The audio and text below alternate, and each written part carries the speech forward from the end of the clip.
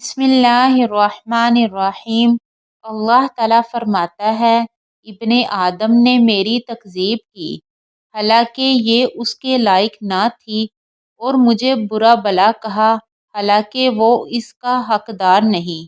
آج کی اس حدیث قدسی میں ہم جانیں گے انسان کی سب سے بڑی غلط فہمی، اللہ کی قدرت اور یکتائی کے بارے میں۔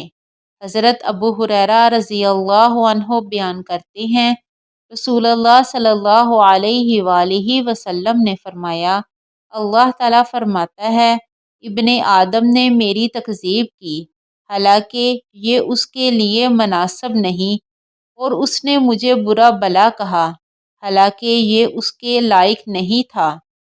رہا اس کا مجھے جھٹلانا، تو وہ اس کا یہ کہنا ہے کہ وہ مجھے دوبارہ پیدا نہیں کرے گا، جیسے اس نے شروع میں مجھے پیدا کیا تھا، حالانکہ پہلی بار پیدا کرنا میرے لیے دوبارہ پیدا کرنے سے زیادہ آسان نہیں۔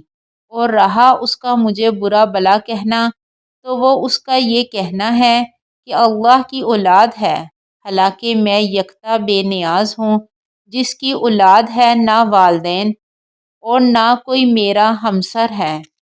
مشکوٰۃ المصابیح حدیث نمبر 20۔ یہ حدیث قدسی ہمیں دو بنیادی عقائد کی وضاحت دیتی ہے۔ نمبر 1، اللہ تعالیٰ کی قدرت کاملہ۔ انسان جب یہ کہتا ہے کہ مرنے کے بعد دوبارہ زندگی ممکن نہیں، تو وہ دراصل اپنے رب کی قدرت کا انکار کرتا ہے، حالانکہ جس نے پہلی بار پیدا کیا اس کے لیے دوبارہ پیدا کرنا کوئی مشکل نہیں۔ نمبر 2، اللہ کی توحید۔ اللہ کو اولاد یا شریک ماننا دراصل اللہ کی شان میں گستاخی ہے۔ وہ نہ کسی کا بیٹا ہے نہ کسی کا باپ، بلکہ وہ احد صمد ہے، یعنی اکیلا اور سب سے بے نیاز۔ یہ حدیث ہمیں یاد دلاتی ہے کہ ایمان صرف زبان سے نہیں، بلکہ اللہ کی قدرت اور یکتائی پر دل کی گہری تصدیق سے مکمل ہوتا ہے۔